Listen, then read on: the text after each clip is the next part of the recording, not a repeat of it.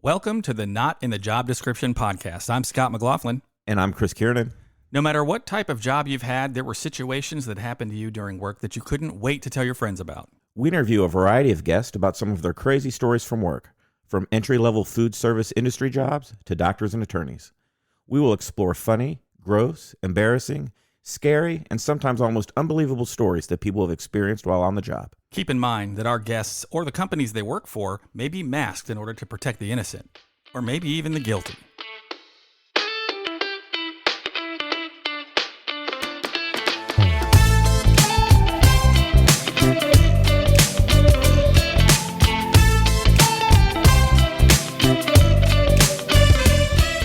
On today's show, we're speaking to Jen, who's worked in the tattoo and piercing industry. Welcome, Jen. Good morning or afternoon. Yeah. Whatever time it is. Whatever Good that time. it is in your Yeah. world. Well, thanks for joining us today. I have a ton of questions, and I'm sure Chris does too, because Chris, I mean, we know each other pretty well. You have any tattoos? I do not. I do not have any tattoos. I came close once, but never pulled the trigger. Yeah. Do you guys want to get one? You can talk us into it through the episode if you'd like. I don't have any tattoos because I was always afraid of what it would look like, because I would have been that idiot who got like Night Ranger tattoo or something, and it would be some obscure band or something. So I never got a tattoo, certainly no piercings. I don't think they're as popular with dudes. I know they do it, but I don't think it's... My ear was pierced, but of course that was that's right. the late 80s, early 90s when guys pierced their left ear, and that was it, right? Yeah, right. That's when it was something. Now it's just ornamentation. I mean, you see people pierced all over the place. So tell us, Jen, what kind of business did you work in? Like, what did they do? I worked in an independent tattoo shop on Ohio State campus here in Columbus. Okay. So you probably had a whole lot of people in their early teens, early 20 years making all kinds of decisions all the time there, huh? Yeah. My job title was a cross between like mother, big sister, bossy, bossy nurturer. I guess which is kind of like being a mom. But yeah, it was an awesome but like crazy experience. Well, that's cool. I mean, what's the schedule look like there? I mean, is it something where people will just walk in and go, show me what you got? Or how many of them come in and say, I'd like to have mom right here? I'm always curious, is it busy or is it more of a walk-in thing or schedule thing? When I worked in the industry, there were not as many studios as there are now. There were maybe 2 to 3 other reputable tattoo and piercing shops in Columbus, so we were quite busy. Piercings, which I took care of, were all walk-in. The tattoos were scheduled, and we did all custom artwork, so we really, unlike many other shops where people would walk in and pick what's called flash or already existing artwork, like out of a book or off a wall. We were all CCAD graduates or students, and so we did all custom work, and we wanted people to permanently mark their bodies with art that really meant something to them in some way. Or certainly more of one of a kind versus, you're down at Ohio State at the game and you see somebody with the exact same tattoo. Yeah, nothing against the Buckeyes because we were in Buckeye country, like where the shop was, but we did not tattoo Buckeyes. It was like if we did an Ohio State tattoo, it was like it was in the person's DNA, Right. But even then we would dig in and like, how can we make this your own and not just the logo or... Are there any licensing agreements or issues with that if you're like going to put a big block O on somebody? You don't have to answer that if you're going to be in legal trouble now. No, I mean, it was free marketing for them. And, OSU is kind of... it's a brand itself, so like the kids were branding themselves. Oh, that's funny. Yeah, I would have been the one that got Penn State, big Joe Paw, and then regretted it. Well, since it was so custom, then, I mean, can you think of like one of the coolest tattoos maybe that you guys put together for somebody? Oh my God. We did memorial pieces. We would like use MC Escher That's cool. as inspiration for a piece that would wrap around someone's arm and be thicker lines at the top and gradiate down their arm. One of my favorite pieces that, like, as soon as you asked that question, that came to mind is I designed this big fairy that went on this young lady's back. And, you know, at the time we were often like, you know, out at clubs and dancing and socializing, and I saw it dancing, like literally from across the room. And I'm like, oh my God, it's the fairy. Right, That could have been the E as well. So. No. No, I saved that for the woods. Oh, okay. Very good. Silly me. That's where I do it as well. Well, you know, you talk about tattoos, and again, never had one. I would be and I love art, but Yeah. I know I would just regret it in no time at all. But have you had people that have had some work done at the shop you worked at that weren't happy with what they got or had some regrets?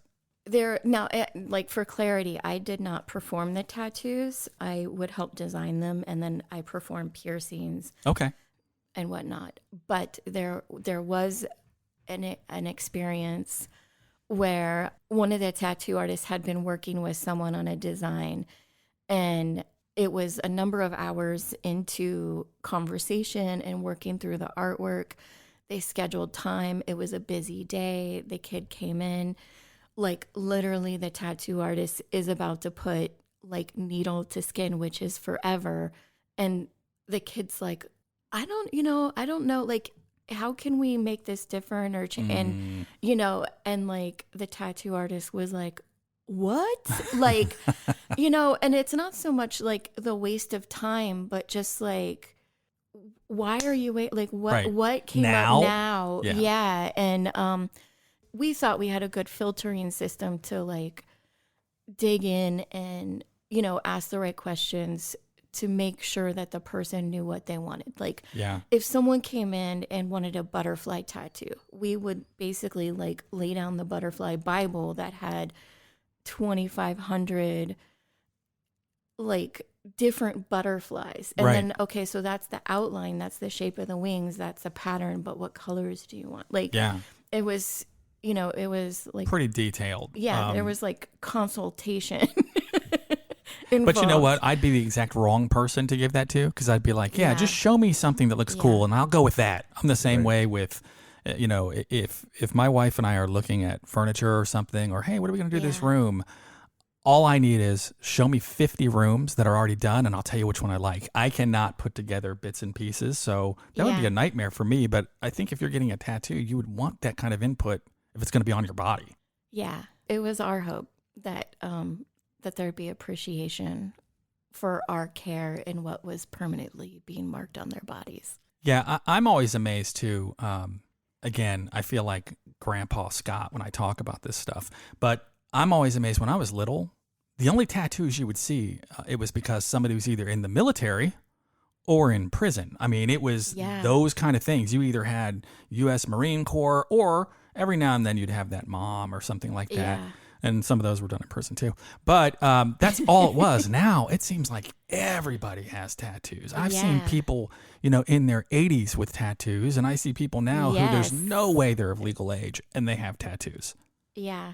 Yeah. When I was working in the industry, like, I'm from a small town, and, you know, I'd go home to visit my mom and my grandmother, and I'm out and about, like, literally holding my grandmother's arm, and, you know, like, we're giggling, and a woman walked by us with her child and literally grasped her child to her like I was gonna murder her child. And I'm like, I'm hanging out with my mom and my grams. Like, yeah, but I heard your grandma looks a little shady. Oh, I'm just she's saying. Ornery. Oh, like, she was the one anyone would have had to worry about. Well, you know, in doing some research for the show, according to a 2019 poll, which I'm sure this is way outdated, but according to a 2019 poll by Ipsos, 30% of all Americans, regardless of age, have at least one tattoo. Yeah. I bet that's higher now. I'll bet it's way higher. Just over the past few years, it seems like, I mean, seriously, if you walk through the grocery store, and we're in a kind of I don't know, more of a conservative type of town, you can walk through a grocery store and it's way more than 30%. You can see tattoos on people.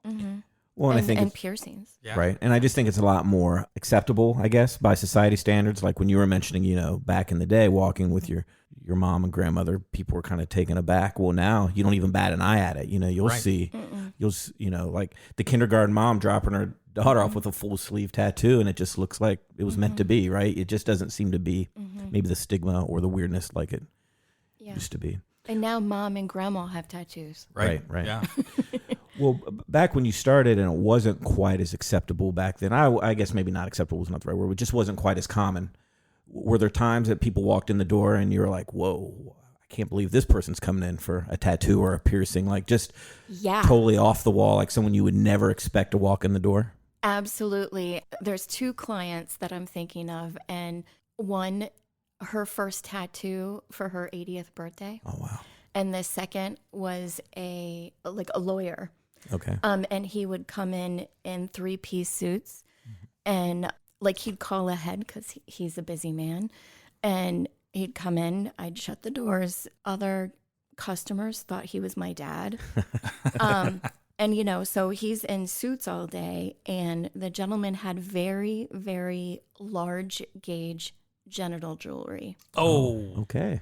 And on one of those visits, it was to replace a threaded ball. So it's a ball that has threads and screws into the jewelry, because he was in front of a judge speaking on a court case, and the ball basically had loosened, dropped on the floor, which like imagine a 1/2-inch diameter stainless steel ball dropping down your inseam and then rolling across the floor. Oh wow. I hope he was quick enough to go, hole in my pocket. You know, and he said because that was my question, like, what did you do? Like, what happened? And he's like, he continued with his conversation, walked over to the ball where the ball was, and just, you know, discreetly bent down to pick it up and put it in his pocket. And then, you know, came to see me Well, in fairness, though, here, right? afterwards. I don't think he needed to act embarrassed, because nobody in that courtroom is thinking, oh, that just fell off of his scrotum. There's nobody thinking that. No. Oh, my gosh. I mean, who knows? Who knows? The judge might have been like, "Oh, that happened to me last week." You never know. I mean, they might because hang out in the same clubs. Right? I learned piercing from a reconstructive surgeon, and she traveled the world teaching her like suturing techniques. She was an administrator. She had her own practice. She did pro bono work. She worked in ER at one of our local hospitals.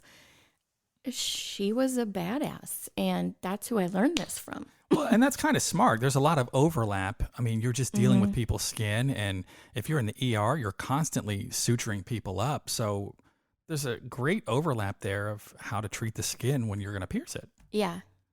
Which brings us to piercings. We were going to come up to this.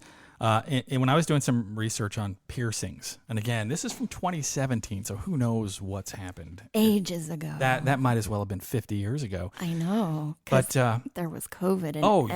everything changed. oh, I'm quite sure people, now that they didn't have to go into the office, I'm quite sure it went crazy with piercings and tattoos. But according to Statista.com, it's kind of interesting. They talked about areas that are pierced. Yeah. What do you think the number one place for piercings on the body? Your ears, I guess. Yeah. I mean, there are a million body parts. Right. Mhm. So earlobes, 77%. Ears. Then ears, like the top and the cartilage area. Yeah, Ears. there's all the like inner and outer helixes and traguses, and yeah. The next thing was the tongue Mm-hmm. at 19%. Mm-hmm. I guess it shouldn't surprise me, but damn, that just feels. I mean, I couldn't imagine. I bet the pain's got to be No, really. that's actually one of the easier piercings. The care for it afterwards, because it's a muscle, Right. it will swell and you talk funny for a couple days. But otherwise, it's one of the easier. But it also heals really fast, so it's one Yeah. of the easier piercings to receive. Maybe it's because it's my age group. I used to see a lot more people with their tongue pierced. I don't see that as much now. So Yeah. maybe piercing, like, Yeah. You probably don't different see areas people come of that and age go. anymore. I mean, I try, much. but Well, you don't pay enough to see people of that age anymore. true. The next item is as far as area that's pierced is navel, and that's pretty big. Oh, yeah. You see that all. I'm surprised that's not above tongue, but it's tied with tongue at 19. Yeah. I've That's pierced a tongue twister too. thousands of belly buttons.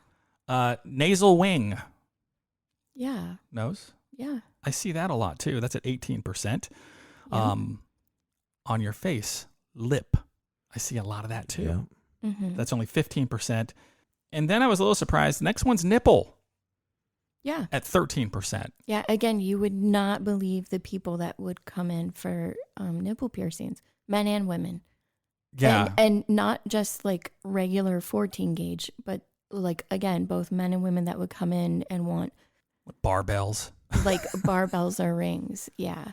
That is crazy. Or we pierce them and stretch them to be able to put thicker jewelry in. I just have to take that in for a second. Yep. Well, nipple actually beats the next one, which I see a lot of too. Of course, people aren't walking around topless all the time, but eyebrow.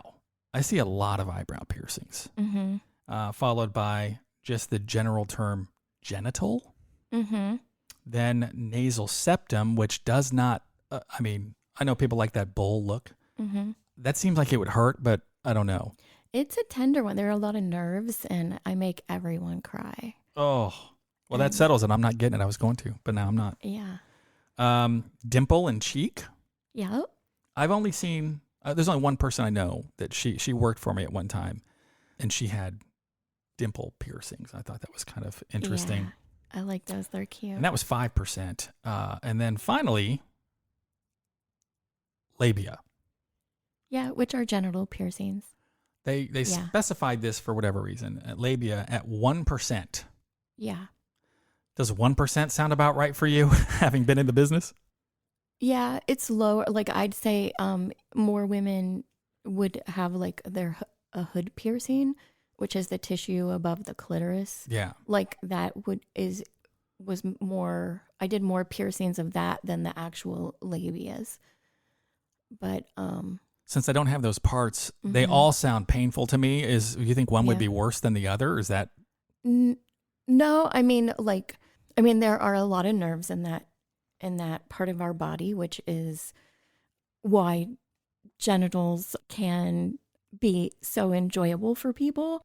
The piercing itself can be more sensitive, but again, there's a lot of blood flow, so it heals quickly. Yeah. But it's never really deterred anyone. Yeah, I can tell you, I get that they can be a sensitive area. Never once have I thought, you know what? Mm-hmm. That's just not my thing. That just scares the hell out of me. In fact, I would say I try to keep sharp instruments away from those areas. Yeah. But I guess it's pretty common.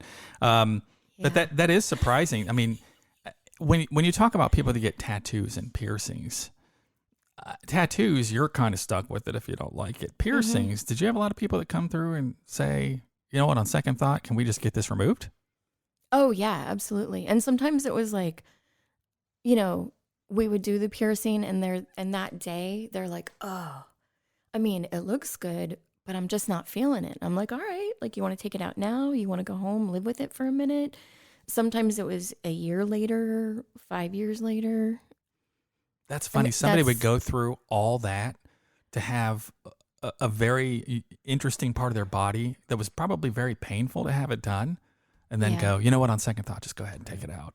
Yeah. Well, the interesting thing is that, like, I don't think anyone goes into body modification thinking about the pain. Like, once they sit in the chair, yeah, they may get some nervousness, but there's usually a reason behind it. Like, there's a life experience that drives them into like taking action on this. And I don't know, for me, that was always the beauty of it, is like, for some people it was, I'm independent, I'm on my own, I'm doing this to my body. For other people it was a healing experience, or like a memorial to help with grief, or because they got divorced, because they got married, because they had babies, like, and working in the industry, like that was like so magical to be part of people's lives like that. Yeah, kind of new beginnings. Yeah. Yeah. So like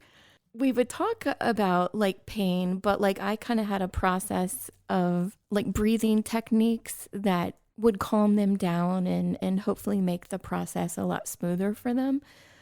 But I think like when they would stay focused on their reason for getting it, or just how great it was going to look, like pain wasn't really a big factor in the conversation. So was there a certain type of person that came in that you just knew, like from looking at them, from past experience, like, oh, this person's going to be the biggest wimp, I can already tell. Like, you know, like the 18-year-old boy or the, here's why I say that, frame of reference. A friend of mine that's a recovery room nurse, she always says that it's the young males that are the biggest wimps coming out of anesthesia, and the 80-year-old grandma takes it like a champ. So did you kind of see that with things that were going to be painful, like just certain people fit a mold that you're like, oh, this guy's going to cry like a baby? I wouldn't call them wimps. Everyone had a different experience. But like, because I saw so many people that came in and out of the shop, some of my coworkers and it became like personal challenges as they walked in the door within the first 5 seconds to know whether they needed nurtured, they needed us to give them some shit and harass them and build banter. But usually the bigger guys, because they're big, so they got to put on this front that they're like tough, big and tough. They were always the ones to pass out on me. And I could see it coming. Like I know that like I know the physiology and the anatomy and how the face drains and the color goes out of the lips, and I'm like kind of waving to a coworker to get me some water and get ready to catch this dude. Yes, on many occasions. And you know, I'm 5'2", and I'm thinking of one particular gentleman that was like, I don't know, 6'2", 6'4", 220. And I was like, you know, I can see you're losing a little color. Like I have some water. He's like, no, I'm fine. And I'm like, you know, I this is what I do. Just give me a minute to like take care of you. And he's like, no. And he starts to stand up. And I was like, I'd really like you to stay in this seat, you know. And I had to get firm with him, you know, like bring out the mom voice and like, I told you to sit down. The guy stands up. As soon as he like reaches his full heights, I'm grabbing the back of his head and trying to guide him to the floor, and he lands on top of me like literally like I'm holding a baby. And he wakes up and I'm just like, hi, welcome back. Oh, man. And listen, Chris, well, I do know people. My wife's family has some people, if they see blood, they'll pass out. Yeah. And that always kind of cracks me up because that's just so extreme to me. But Chris, you can't call anyone a wimp who's going to have a piercing through their scrotum. Well, good point. I mean, scrotum's nothing. That's like thin tissue. Like there are not. Oh, are you going to tell me about how the in... scrotum feels like, and you think you're going to know better than me? It's thin, elastic tissue that doesn't have as much nerves in it as the actual penis. Now, I get it. There are some sensitive piercings. Oh, you would have to knock me out. Yeah, there's just no way. And it's likely I would. Yeah. If a gentleman's gonna pass out, it's generally from one of those piercings. Anybody ever have that area tattooed? Yeah. Yeah. It seems a little extreme to me as well. Yeah. That's just, I don't know. Yeah. Again, probably our age, you know, Chris and I, we don't see a lot of these things with friends and everything that we know, but I'm just amazed at how many people still, you know, go out and have these things done. And I'm also, you know, the regretful stories. I don't know if you've ever gone on Pinterest or any of these places where they talk about, you know, regrets, literally no regards, where people make mistakes on the tattoos and everything. But I was looking at BuzzFeed, and they had DIY tattoos that look horrible over time. Oh my God. I mean, you start showing those to people and we will clear up anybody having tattoos because some of them are heinous. Yeah. One person said they got a matching star tattoo with their brother's girlfriend. who 2 days later said she's been cheating on their brother, can't stand the family, and left. Oh boy. So she's got this tattoo of a star on her foot that she showed. And then one of my favorite ones, and this 100% would have been me if I got a tattoo when I was young. This person got an Insane Clown Posse tattoo when they were 17. And they said 20 years later, it's a reminder of just how stupid they are. And it looked pretty dumb. Yeah, but you know what? It is a life mark that continually reminds them to make smarter decisions. That is a good way to look That's at it. For Yeah. sure. the spin right there. Yeah. Yeah. Absolutely. Yeah. Like, I mean, we had clients that at one point were straight edge or have been straight edge their whole life. And then at 40, are no longer straight edge either. And, but the tattoos are still there. And it's like, that's like, I don't know, for me, the beauty of tattoos and piercing is they kind of mark moments in your life. Back in the day, there were cave paintings and primitive people Right. mark their bodies to mark moments in life. I don't know, I could go down a whole rabbit hole of how piercing and tattooing are like in our DNA to want to belong to a tribe and, blah, blah, blah. But anyway. No, that makes perfect sense. I mean, I'm into looking at all kinds of things on the internet, and you'll see sometimes they'll find a body and it's been in permafrost and it's 20,000 years old Yeah. and it's tattooed. So it's obvious that this is something that, I think art is something that's just very human in nature. And I think it's you don't see even monkeys making art. You'll see human beings making art. So it doesn't surprise me. It's all over people's bodies and has been for a very long time. Yeah. On some of these tattoos also, you're talking about like bad tattoos or on your thing there. I kind of have always wondered when people get like Chinese writing and things, does it really mean something, or is it just like General Tso's chicken with Yeah, fried do you have a rice? spell check or something on that?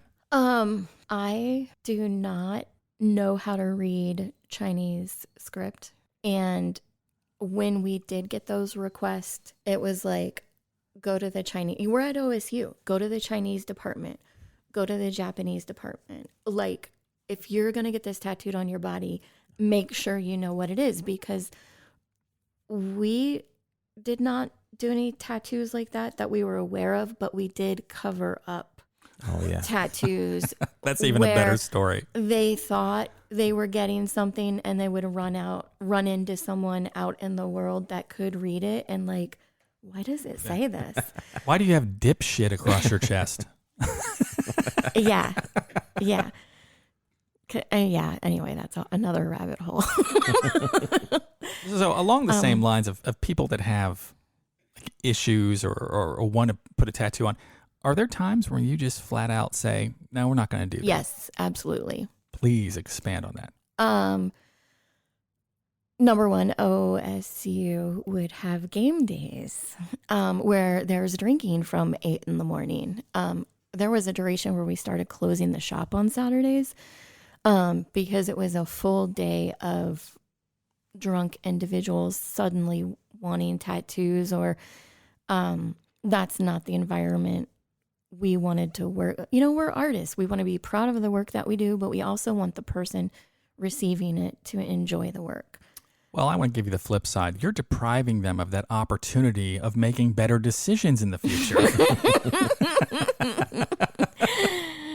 I'm all right with that.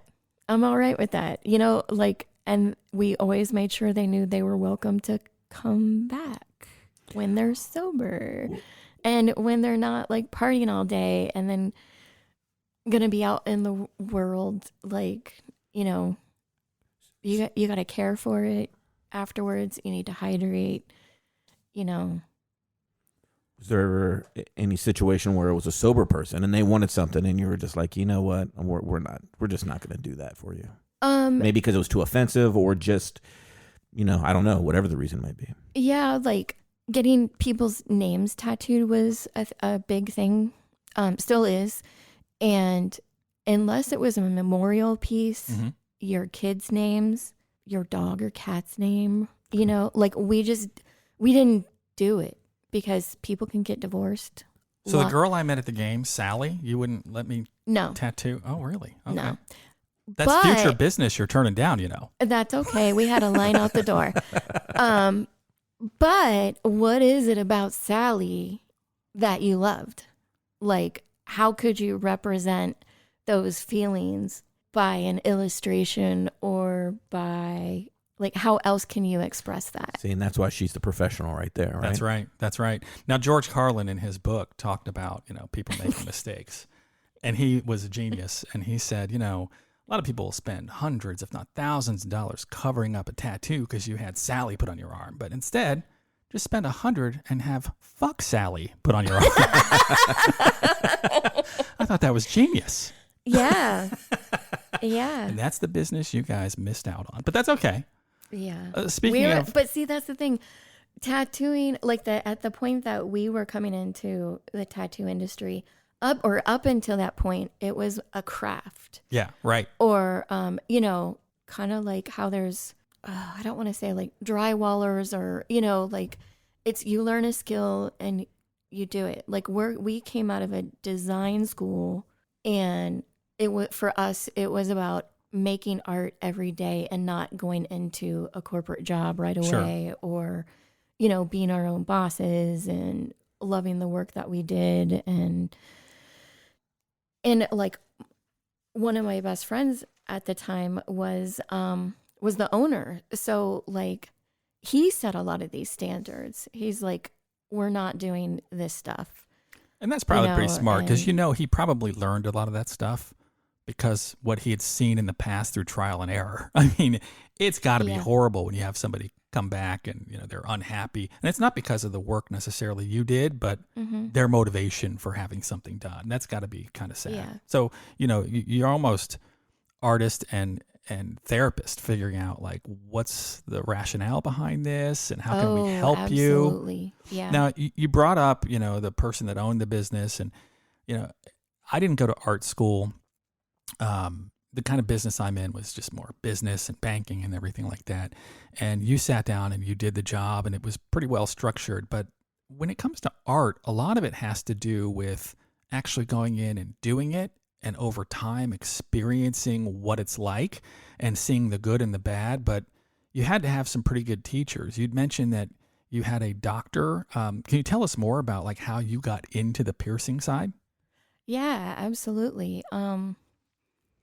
It was kind of like just presented to me. It's not like I grew up wanting to be a piercer. I went to CCD and studied industrial design, which is 3D design and the use of many different materials. So kind of like a creative engineer.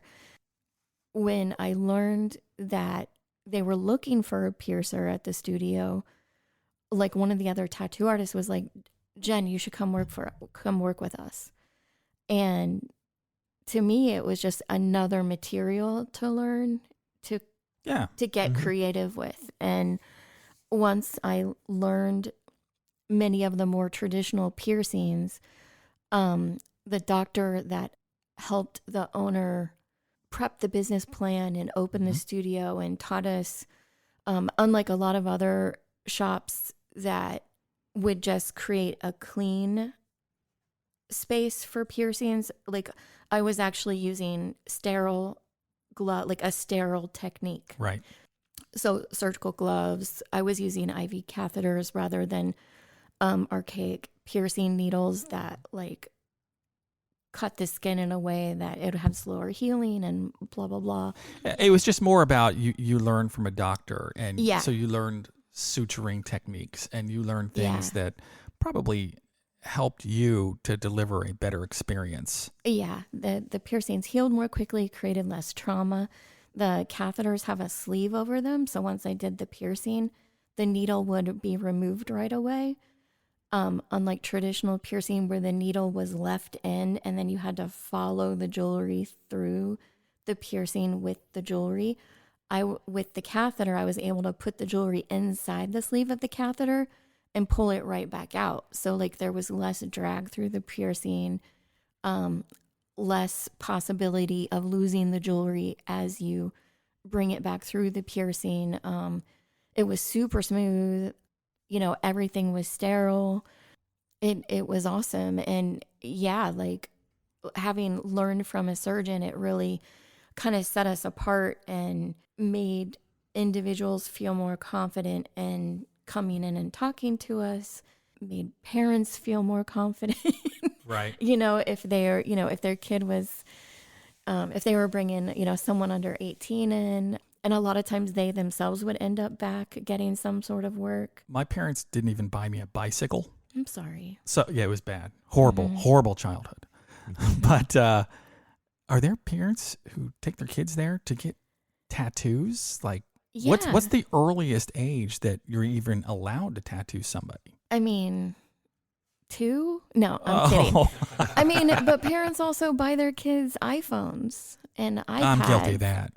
Like it's kind of like it's I don't know, that like there's, depending on where you're growing up or whatever, it's kind of part of societal norms or like, do you want your kids to be doing the same thing as all the other kids? I mean, I kind of ended up where I was because my mom was like, why do you have to do what all the other kids do? Be your own person. And now she's kicking herself because she's like, why can't you be like everybody else? Yeah. Well, an iPhone doesn't turn into a fuck Sally tattoo in a couple of years, so I'll give you that. No, but that's why the parents are involved in the consultation process. And like we would try to stay, we would hear what the client wanted. Like the kid was the client. What is it they want? Why are they getting it? But mom, how does this sound to you? Or dad, how does this sound to you? And we had clients as young as, for tattooing, probably 15, 16 years old with their parents' consent. I pierced a couple friends. I pierced a couple of their kids that were as young as 6 or 8. Like they're like earlobe piercings. Yeah. I don't know why I'm that surprised about it because there are kids, they're babies that get their ears pierced. There's just something about it. Yeah. Like, here's my 13-year-old daughter, Tangeray. Would you put a piercing in her belly button? Yeah. I don't know. That just seems weird to me. I agree. That's kind of young. Yeah. So I don't even know if you can answer this question because, it's kind of one of those things where you're kind of in it. So to you, it's just a normal day in the business. But to Chris and I, we're like, oh my gosh, what happened?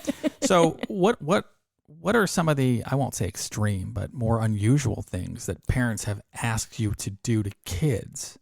It's not so much the parents asking us to do it, it's the kids asking wanting for it. and parents giving the okay. And the parents legally would have to be there. God, my parents sucked. But go on. I'm sorry. It was simpler stuff. Oh my goodness. Probably like there was a brother and sister that would come into the shop. Like they were 15 and 17 years old and their dad came in with them to sign off on tattoos for them. Like, honestly, I can't tell you what the tattoos were, but the brother and sister, they were just like, their personalities, like they just knew who they were at such a young age and what they wanted. And like their dad was behind it. And like, I'm still friends with the brother and he's a super cool guy. Like I can't say kid anymore. Right. Cause he's like in his 40s, but like, I don't know. It was like, I remember more the interaction. I can see their smiles standing like on the other side of the counter, like kind of bouncing up and down out of excitement. And it was just this, like, we want to do this together, like this bonding between them. And, they're still really tight. And I don't know, like from my perspective, it was more about that moment than the work that they got. Cause I can't remember what tattoo either of them got. But you remember the feelings involved. Yeah. It makes me warm and fuzzy. Well, that's good. Yeah. And I'm sure that, that's something that they'll remember and that'll kind of be between them forever. So yeah, that's nice because, I don't even know that I go to dinner with my sisters twice a year. So, all right. Well, as we're rounding up the episode here, I have to ask, Chris, what'd you learn? Yeah, I learned that I need to be prepared to pass out when I get my genitals pierced. That's true. Yeah. Yeah. Kind of along the same lines, I learned that it's probably good practice to replace those scrotal piercings every now and then just to make sure they don't fall out during work meetings. Yeah. Yeah. If good you idea. have jewelry with balls, like make sure your balls are tight. That's what my grandma always used to say. Yeah. All right. Well, thank you. That about wraps it up for this episode. I'm Scott McLaughlin. I'm Chris Kiernan. We'll see you at work. Thank you for listening to the Not in the Job Description podcast. If you have a story you'd like to share, or if you'd like to be a guest on our podcast, please let us know by sending us an email with a brief description of your story to stories@notinthejob.com.